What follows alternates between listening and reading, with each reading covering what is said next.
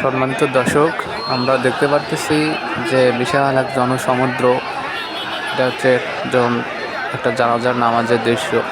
এটা কোনো রাজনৈতিক এমপি মন্ত্রী বা কোনো সরকার প্রধানের যে জানাজার দৃশ্য না, এটি হচ্ছে বাদীর বিরুদ্ধে এক বীর সৈনিক শহীদ ওসমান বিন হাদির জানাজা।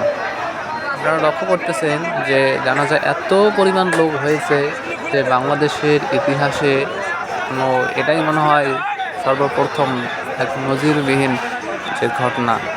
সাধারণ একজন হাদি থেকে হয়ে গেল লক্ষ কোটি, পুরো বাংলাদেশের লক্ষ কোটি কোটি মানুষের হৃদয়ের অনুপ্রেরণা।